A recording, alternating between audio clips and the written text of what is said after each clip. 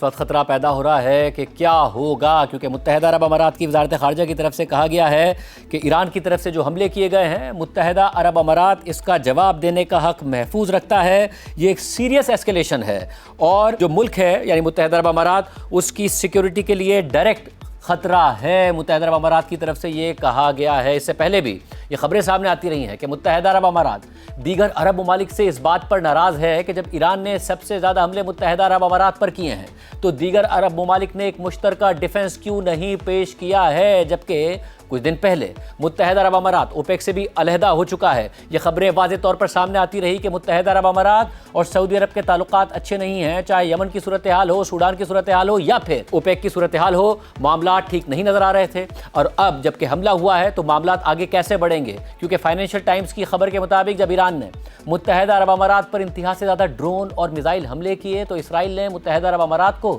اپنا sophisticated weapon system فراہم کیا تاکہ وہ ایرانی میزائلوں اور ڈرونز کا مقابلہ کر سکے۔ اور یہ اس بات کی پہلی مثال ہے کہ 2020 میں ٹرمپ کی جانب سے کرائے گئے ابراہم اکارڈز کے بعد اسرائیل اور متحدہ عرب امارات کے درمیان دفاعی تعاون کتنا آگے پہنچ چکا ہے۔ حالانکہ 2020 سے پہلے ان دونوں ممالک کے درمیان کوئی سفارتی تعلق تک نہیں تھا۔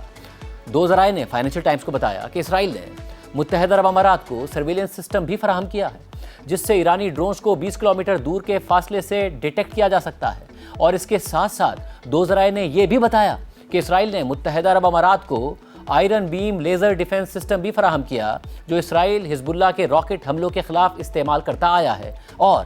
یہ laser system short range rockets اور ڈرونز کو تباہ کرتا ہے۔ اور اس کے ساتھ ہی ان دفاعی آلات کے ساتھ درجنوں اسرائیلی اہلکار بھی متحدہ عرب امارات بھیجے گئے تاکہ انہیں آپریٹ کر سکیں۔ اسرائیل نے مغربی ایران میں متحدہ عرب امارات کی طرف میزائل لانچ کرنے کی تیاریوں کی انٹیلیجنس معلومات بھی شیئر کیں۔ یہ بات واضح ہو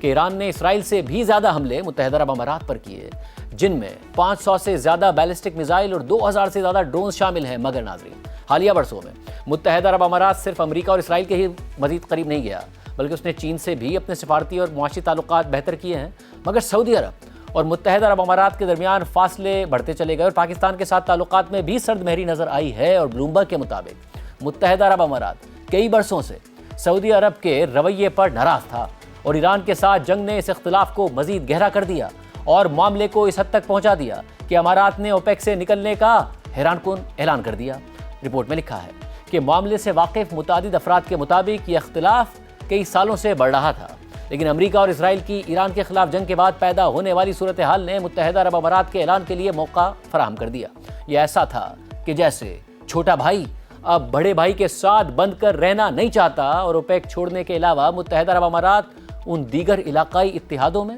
اپنی رکنیت پر بھی غور کر رہا ہے جن میں سعودی عرب کا بڑا اثر و رسوخ ہے۔ اگرچہ حتمی فیصلہ نہیں ہوا، لیکن ممکن ہے کہ متحدہ عرب امارات قاہرہ میں قائم عرب لیگ میں اپنی رکنیت کو معطل کر دے اور اسی طرح جدہ میں قائم اسلامی تعاون تنظیم میں بھی ایسا ہی قدم اٹھائے۔ متحدہ عرب امارات 6 رکنی خلیجی تعاون کونسل میں اپنی رکنیت کے حوالے سے بھی غور کر رہا ہے۔ رپورٹ کے مطابق متحدہ عرب امارات نے حال ہی میں اس ادارے کی حمایت کا اشارہ دیا، تاہم متحدہ عرب امارات کے صدر شیخ محمد بن زائد ال نہیان کے مشیر انور قرقاش نے اس ہفتے کے آغاز میں کہا تھا کہ یہ تنظیم تاریخ کی سب سے کمزور حالت میں ہے۔ ایک سرکاری اہلکار نے کہا کہ متحدہ عرب امارات ان کثیر جہتی اداروں میں اپنے کردار اور شراکت کے دوبارہ جائزے کی کوششیں کر رہا ہے، تاہم اب بھی وہ ان سے نکلنے پر غور نہیں کر رہا۔ رپورٹ کے مطابق ان تینوں اداروں کے پاس کوئی حقیقی فوجی طاقت ہی نہیں ہے، تاہم ان سے نکلنے کا فیصلہ اس بات کو ظاہر کرے گا کہ متحدہ عرب امارات عرب ممالک سے، خصوصاً ہمسایہ سعودی عرب سے اس بات پر شدید ناراض ہے کہ 2023 سے شروع ہونے والی اسرائیل حماس جنگ کے بعد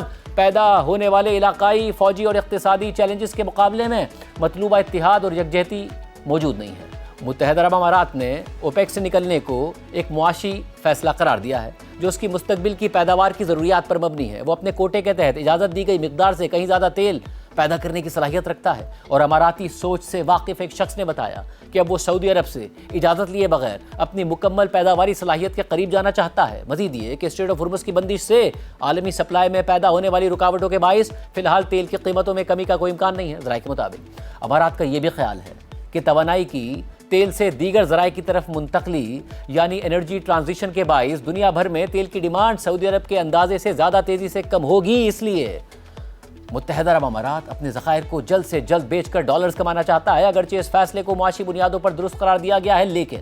یہ اس بات کا واضح اشارہ بھی ہے کہ امارات اب اپنی سیاسی اور سلامتی سے متعلق خود مختار حکمت عملی اپنانا چاہتا ہے، چاہے اس حکمت عملی سے سعودی عرب کے ساتھ ٹکراؤ ہی کیوں نہ ہو جائے۔ سعودی عرب خود کو بڑا عرب ملک اور وسیع تر مسلم دنیا کا رہنما سمجھتا ہے۔ متحدہ عرب امارات کے ایک میڈیا اور پالیسی مشیر نے کہا کہ ہم ایک مختلف معاشی ماڈل بنا رہے ہیں اور اس کے لیے نئی سیاسی صف بندی اور تنظیم نو کی ضرورت ہے۔ اوپیک چھوڑنے کا معاشی جواز درست تھا اور امارات کو صرف سیاسی موقع کا انتظار تھا۔ رپورٹ کے مطابق یہ موقع ایران کے ساتھ جنگ اور اسٹریٹ آف ہرمز کی بندش سے پیدا ہونے والی صورتحال سے فراہم کر دیا گیا، جس سے تیل کی قیمتیں $100 فی بیرل سے بھی اوپر چلی گئیں۔ رپورٹ میں کہا گیا ہے کہ شیخ محمد بن زائد، جنہیں عام طور پر MBZ کہا جاتا ہے، ان کا یہ فیصلہ ان کے اور سعودی ولی عہد محمد بن سلمان کے درمیان برسوں سے جاری کشیدگی کا نتیجہ ہے۔ دونوں ممالک امریکہ کے اہم اتحادی ہیں اور ان کے خود مختار سرمایہ کاری فنڈز $1 کھرب سے زیادہ کے اثاثوں پر مبنی ہیں، مگر لیبیا، یمن اور سوڈان جیسے بحرانوں میں مختلف فریقوں کی حمایت پر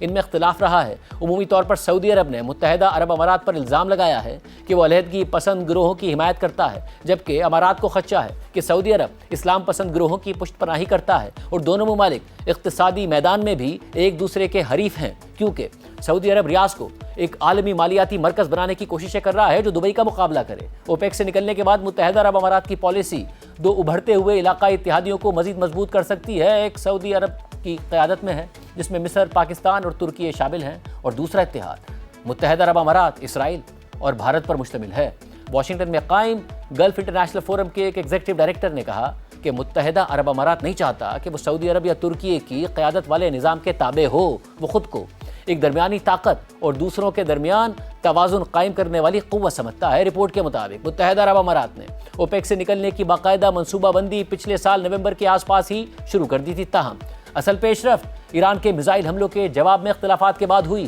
امارات نے ایران پر حملوں میں شامل ہونے پر غور کیا اور اقوام متحدہ کی منظوری سے اسٹریٹ آف ہرمز کو دوبارہ کھولنے کے لیے طاقت کے استعمال کی بھی حمایت کی، لیکن سعودی عرب نے اس کی حمایت نہیں کی، بلکہ اس کے برعکس سفارتی مذاکرات اور پس پردہ بات چیت کے ذریعے جنگ ختم کرنے کی سعودی عرب نے حمایت کی۔ تاہم متحدہ عرب امارات کچھ اور چاہتا تھا اور اس کی اطلاعات بھی سامنے آتی رہیں۔ ذرائع کے مطابق امارات اور اسرائیل کے درمیان بڑھتے ہوئے ملٹری اور انٹیلیجنس تعاون نے بھی کشیدگی میں اضافہ کیا۔ کئی عرب ممالک اسرائیل کو ایک توسیع پسند اور خطے کو غیر مستحکم کرنے والی قوت سمجھتے ہیں اور اس پر ایران کے خلاف جنگ کو بھڑکانے کا الزام بھی لگاتے ہیں۔ International institute for strategic studies کے سینئر فیلو حسن الحسن نے کہا کہ گلف میں واضح تقسیم موجود ہے۔ ایران کے خلاف موقف میں امارات کو باقی ممالک کی مکمل حمایت حاصل نہیں ہے۔ رپورٹ کے مطابق امارات نے ایران جنگ میں براہ راست شمولیت نہیں کی، حالانکہ ایران کے حملوں سے امارات کے توانائی کے بنیادی ڈھانچے اور سیاحتی اور سرمایہ کاری کے مرکز کی حیثیت کو نقصان پہنچا ہے۔ ایران نے امارات پر دیگر خلیجی ممالک کے مقابلے میں بہت زیادہ میزائل اور ڈرون حملے کیے، جس سے متحدہ عرب امارات کی ناراضی میں اضافہ ہوا۔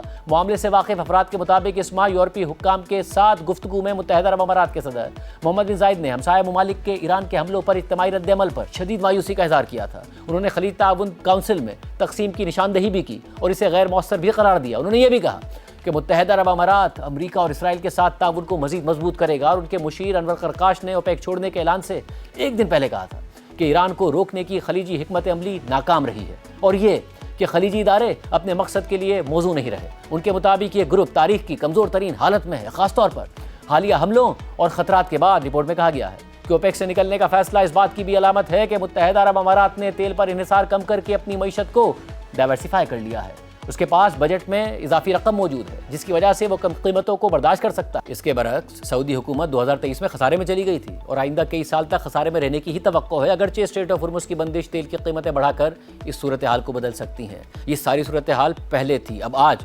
متحدہ عرب امارات کہہ رہا ہے کہ ایران نے ایک دفعہ پھر حملے کیے ہیں، سیز فائر کی خلاف ورزی کی ہے، 4 میزائل داغے ہیں جنہیں انیفیکٹو کر دیا گیا ہے اور ان کا فضائی دفاعی نظام ایکٹیو ہو گیا ہے، مگر متحدہ عرب امارات جواب دینے کا حق رکھتا ہے۔